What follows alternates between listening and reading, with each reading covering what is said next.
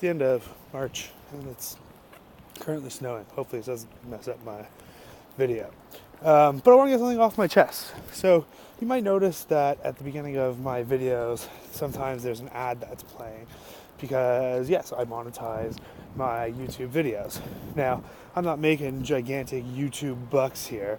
I'm barely making any money off it, if anything at all. But I thought it would be a good idea to try this with the eventuality of one day making some money. Now, if you pay any attention to the world of advertising, especially within the digital space, you may have heard a couple weeks ago that a whole bunch of really big brands have decided to pull their advertising from YouTube. Now, they're doing this because they can't guarantee that their videos are going to show up beside content they want it to show up beside. So what's really happening is a bunch of these big brands, their ads are showing up beside, let's say, alt-right content. And people don't want their stuff beside alt-right content if they're going off if they're like a family brand trying to hit a specific market.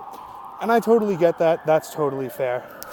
YouTube should give them a way to sort of choose who they're going to display their ads beside and who they're not. Sorry, there's sirens and I got a little distracted here. But here's the thing. This morning I also read an article in the New York Times about how Chase Bank has pulled back their advertising.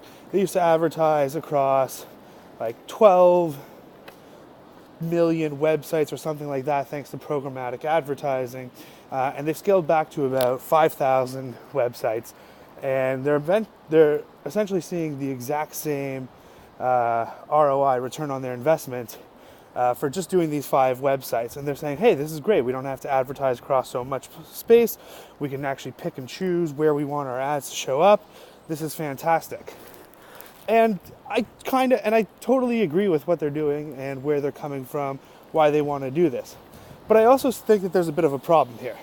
If advertisers are pulling their ads from YouTube because they can't specifically choose where their ads are going to show up, I get that they don't want to show up beside certain content, but that creates a problem for people like myself, who are the small independent people with channels that not a lot of people are watching. If you're watching this now, thank you very much. Because no advertiser, if they get to specifically choose where they want to go based on who the content maker is, not the actual content, nobody's going to want to advertise on my channel.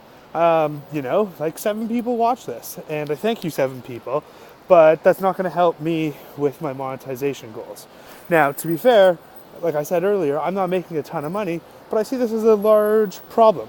If you had the choice of advertising beside a really huge YouTube star, like let's say Casey Neistat or whoever, who apparently started up his daily vlog again recently, or beside me, Sheldon Levine, guy who nobody watches, but I find incredibly entertaining.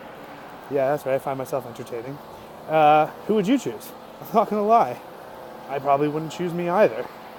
I don't really have a good way to solve this. I think that maybe advertisers should find a way to block specific content. We're getting all steamy here because of the snow.